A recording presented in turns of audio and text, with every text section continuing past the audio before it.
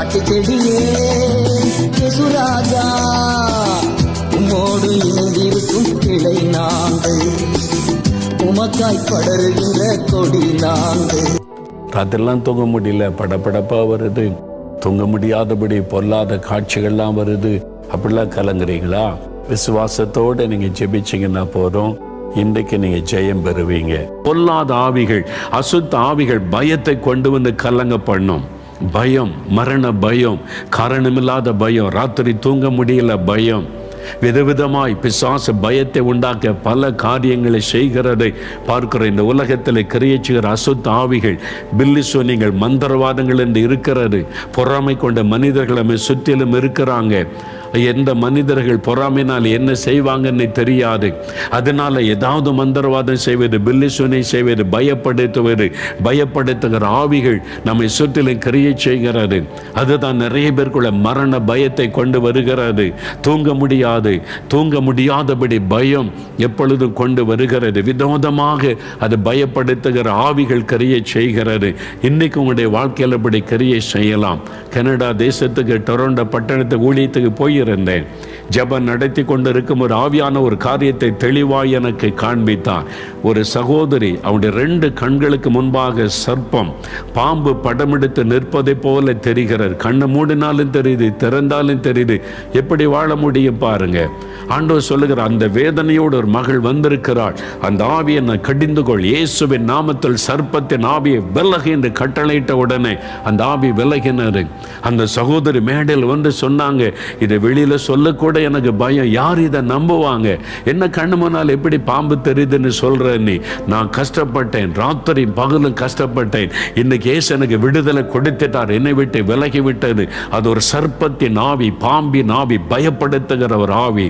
சும்மா பயமுறுத்துவா, நம்மளை பயப்படுத்துறது தான் அவன் கில்லாடி. அவனால் அதுக்கு மேல ஒண்ணு செய்ய முடியாது. இயேசு கூட இருந்தால் எந்த மந்திரவாதங்கள், 1000 மந்திரவாதி ஒண்ணு சேர்ந்து மந்திரவாதம் பண்ணினாலும் இயேசு உங்களுக்குள்ள இருந்து அவங்களை அசைக்க முடியாது. அதனால இயேசுவுடைய வல்லமையை பெற்றுக்கொள்ளுங்க, அவருக்கு உங்களுடைய வாழ்க்கையில இடம் கொடுங்க.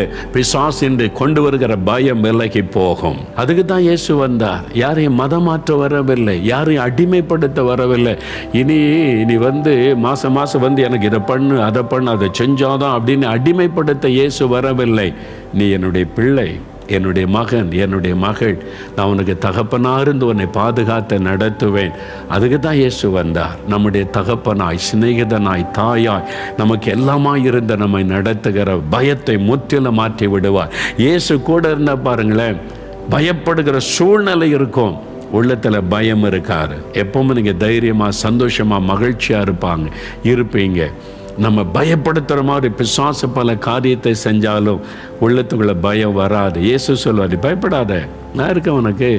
உன் பக்கத்தில் இருக்கிற, உன் கூட இருக்கிற, பயப்படுத்துகிற மாதிரி பேசுவாங்க, சொல்லுவாங்க, ஒன்றும் பண்ண முடியாது, நீ பயப்படாத, நான் இருக்கிறேன்னு சொல்லுவார். நீங்கள் அதை உணர முடியும். It is the experience with the almighty God. ஆண்டவரோடு ஒரு நெருக்கமான அனுபவம். இந்த இயேசுவை சொந்தமாக்கி கொள்ளுங்க, சந்தோஷமா, மகிழ்ச்சியா இருக்கலாம். ஆண்டவர் சொல்றார், உங்களுடைய இருதயம் கலங்காமலும் பயப்படாமலும் இருப்பதாக. இந்த பயத்திலிருந்து நமக்கு விடுதலை கொடுக்க இயேசு சிலுவையிலே தன்னை பலியாய் கொடுத்தார். பயத்திலே கொடூரமானது மரண பயம்தான்.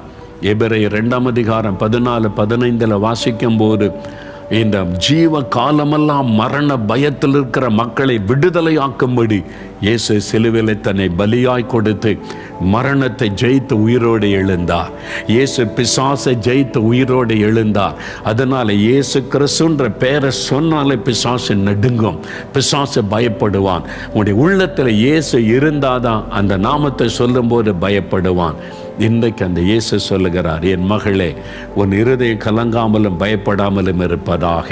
என் மகனே, உன் இருதயம் கலங்காமலும் பயப்படாமலும் இருப்பதாக என்று இயேசு உங்களை பார்த்து சொல்லுகிறார். பிரியமானவர்களே, இயேசுவின் நாமத்தில் உங்களை வாழ்த்துகிறேன். தைரியமாக இருக்கீங்களா? சுகமாக இருக்கீங்களா? சூழ்நிலை பார்த்து பயந்துட்டீங்களா? பயப்படாதுங்க. சாத்தான் நமக்குள்ளே பயத்தை கொண்டு வர்றதுக்கு ரொம்ப தீவிரமாக இருக்கிறான். ஒரு செய்தியின் மூலமாய், சில மனிதர்கள் மூலமாய், சில தவறான செய்திகள் நமக்கு சொல்லப்படுவதன் மூலமாய் சாத்தான் நம்மை பயப்படுத்துவதற்கு என்ன உண்டு அதை எல்லாம் செய்வான். ஆண்டவர் பாருங்க, நீ பயப்படாத, நான் கூட இருக்கிறேன்னு சொல்லுவார். அப்போ அந்த பொருளாத பயத்தை கொண்டு ஒரு ஆவியை எதிர்த்து ஜெபிக்கணும். பிசாசுக்கு எதிர்த்து நில்லுங்கள், உங்களை விட்டு ஓடி போவார். ராத்திரிலாம் தூங்க முடியல, படப்படப்பா வருது, தூங்க முடியாதபடி பொல்லாத காட்சிகள்லாம் வருது, அப்படிலாம் கலங்குறீங்களா? விசுவாசத்தோடு நீங்கள் ஜெபிச்சிங்கன்னா போதும், இன்றைக்கு நீங்கள் ஜெயம் பெறுவீங்க. நம்ம ஜெபிக்கலாமா? எல்லாரும் ஒருமனப்பட்டு இந்த பயத்தை கொண்டு ஒரு ஆவி விலகட்டும், ஆண்டவர் ஜெயம் கொடுத்து நடத்தும் என்று சொல்லி ஜெபிக்கலாமா? நாம் ஜெபிக்கலாம். தகப்பனே, இந்த பிள்ளைகள் உம்முடைய சமூகத்திலே காத்திருந்து ஒவ்வொரு நாளும் கருத்தாக ஜெபிக்கிறாங்க, உம்முடைய வசனத்தை கேட்டு ஜெபிக்கிறாங்க, உம்முடைய வார்த்தைக்கு கீழ்ப்படிந்து ஒப்பு கொடுத்து ஜெபிக்கிறாங்க, உம்முடைய வசனத்தை விசுவாசித்து ஜெபிக்கிறாங்க. இந்த பிள்ளைகளுடைய விசுவாசத்தை கனப்படுத்தும்படி இன்றைக்கு நீர் அற்புதம் செய்யணும் ஆண்டவரே. விசேஷமா இந்த பொருளாத பிசாசு கொண்டு வருகிற பயம், ஆண்டவரை பயப்படுத்துகிற சொப்பனங்கள், பயப்படுத்துகிற காட்சிகள், சூழ்நிலைகளை குறித்த பயம் இயேசு கிறிஸ்துவின் நாமத்தில் அவருடைய உள்ளத்தை விட்டு விலகட்டும்.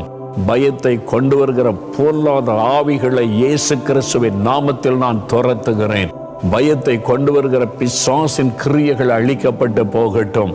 பொல்லாத அந்த அசுத்த ஆவிகள் விலகட்டும். இந்த நிமிஷத்தில் இந்த ஆவியானவர் அவளை ஆட்கொள்ளும். பரிசுத்த ஆவியானவர்களை நிரப்பி ஆட்கொள்ளும். ஆவியானவர்களை பலப்படுத்தி நடத்தும். இனி ஒரு நாளும் பயப்படாதபடி காத்துக்கொள்ளும். தூக்கத்தை கெடுக்கிற அந்த ஆவிகள் அழியட்டும். பயத்தினால் இவருடைய சரீரத்திலே நோய்களை கொண்டு வருகிற சாத்தானுடைய கிரியைகள் அழியட்டும். இவருடைய ஆசீர்வாதத்தை முடக்க நினைக்கிற ஆவிகள் அழியட்டும். அவைகள் விலகி போகிறதற்காய் ஸ்தோத்திரம். ஜெயம் தந்துவிட்டதற்காய் ஸ்தோத்திரம், ஸ்தோத்திரம், ஸ்தோத்திரம். இன்று முதல் நல்ல மாற்றத்தை இந்த பிள்ளைகள் காணட்டும். விலகாதமுடைய பிரசன்னம் கூட இருந்து நடத்தட்டும். இயேசு கிறிஸ்துவின் நாமத்தில் ஜெபிக்கிறோம் பிதாவே. ஆமேன், ஆமேன்.